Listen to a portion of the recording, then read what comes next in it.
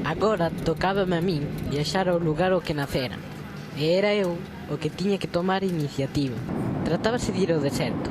E tiña que levar un bo libro que nos permitise sobrevivir a aquel inferno. O libro perfecto sería este, onde Jerónimo Stilton nos sacaría de dúbidas. Escoitamos un fragmento de Shoots from Abyssinia, o Sur, o novo documental de Ovidio Fernández, que nesta ocasión ten como protagonista o pequeno da familia, a Abdi Fernández. Benvidos os dous. Hola, que tal? Hola. Empezo por ti, Ovidio. Como xurdiu a idea deste proxecto audiovisual do que agora, bueno, pues presentades a segunda entrega, non? Sí, bueno, este é a segunda parte dun documental que iniciamos no 2010 como consecuencia daquela aventura do primeiro que tan bons resultados nos deu, tanto emocionais como de todo tipo, pois repetimos a aventura porque nos quedaban unhas asignaturas pendentes, que era o Sur, e o protagonismo de Abdi, porque na primeira parte había sido o irmán Abdul, que é irmán biolóxico, nacidos ambos en Etiopía, aunque son galegos a todos os efectos agora. Bueno, Abdi, ti chegates a Galicia moi pequeno. Como foi regresar ao teu país de nacemento? Pois recordaba poucas cousas, pero sempre me quedaban os olores, a comida, sobre todo, os nenos. Cando fun ali era como se non fora nunca a Galicia. Sí, o sea que de repente... Sí, recordo todo. Lembraches toda a túa infancia de cando eras máis cativiño e estabas ali, non? Sí. Cambiou a túa idea de Etiopía logo de contemplar, de completar isto que o teu pai chama unha viaxe iniciática? Un pouco, porque eu creo que só coñecía Addis. A viaxe foi por toda Etiopía para coñecer todas as etnias, todo o que eu solo non podía saber. Pensas que a idea que se ten aquí, por exemplo, en Galicia ou en Europa, en Occidente en xeral, de Etiopía, cadra co que realmente é ese país? Non, para nada, non. Pensan que é moi distinto, que están ali mortos de fame, pero non é nada parecido. Ovidio, bueno, non nos destripes o documental, pero contanos un pouco que o que poderemos ver o día 19 en Cine Europa. Bueno, o que vamos ver é unha Etiopía distinta e complementase perfectamente ca primeira parte. A primeira parte era historia, era todas as tradicións do pobo e dos vínculos con Europa, que é o que corresponde ao norte de Etiopía.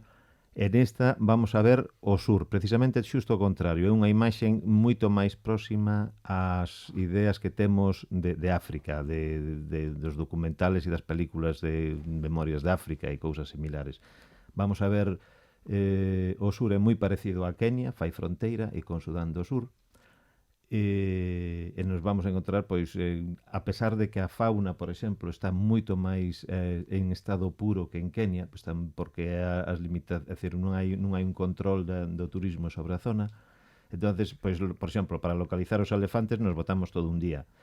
Para poder ver os cocodrilos, para poder ver outros tipos de animales, pois había que moverse polo monte, non? Ou polos lagos. Sin embargo, por exemplo, ibas andando pola calle, pola carretera no coche e de pronto che salían monos por todos os lados de distintas especies. Pero sobre todo o aspecto humano. Etiopía ten máis de difícil de contabilizar, pero máis de 100, seguro uns 120, 130 etnias distintas, algunhas case a punto de desaparecer, que queda moi pouca xente. Estuvemos en contacto con unhas 10 ou 12 etnias estando ali con eles e compartindo pouco tempo, porque non foi moito que tivemos opción, pero moi interesante. Non sei, Abdi, se iso de ver animales salvaxes foi o mellor da viaxe para ti. Que foi o mellor e que foi o menos bo desta viaxe? Bueno, o mellor, así foi os elefantes, porque custounos moito ir ali. Eu pouco vin dos elefantes, pensei que ia ser un safari. E o peor? Que foi o peor? O que recordas pois con menos cariño desta viaxe?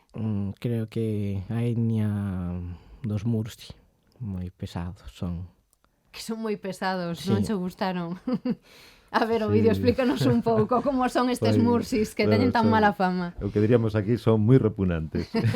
Son repugnantiños. Sí, é non? unha etnia que está con moi pouca población, moi aillada, son pastores e cazadores, entón viven á marxen da sociedade. Cando, de momento, como non hai moito turismo, cando venga unha persona que venda fora é un agobio.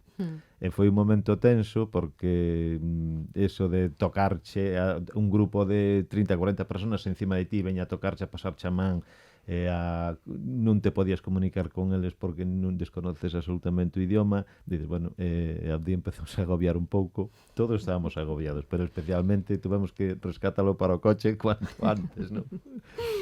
Bueno, hai que lembrar que Abdi e Abdul, o seu irmán maior, non son os únicos membros da familia que colaboraron nestes documentais, non? Sí, bueno, o documental é estrictamente familiar.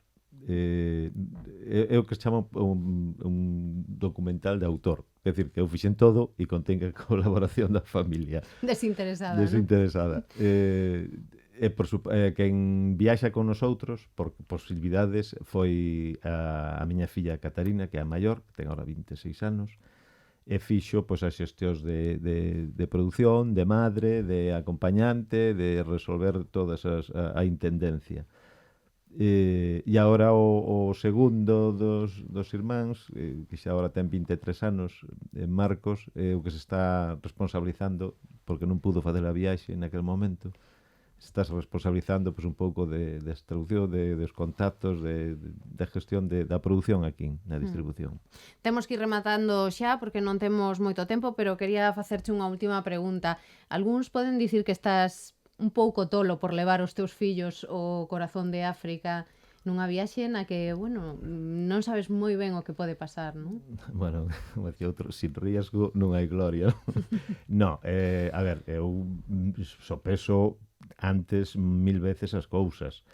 O que pasa que, bueno, na sociedade occidental sempre somos precavidos ante tomar determinadas medidas, pero che podo asegurar que o conflito social, os problemas que podes ter que a xente sempre se vai a producir nas cidades. Na xente do campo, en cualquier parte do mundo, da igual que vayas a India, a Argentina ou a Etiopía, dá exactamente igual. A xente do campo é sempre xente moi simple.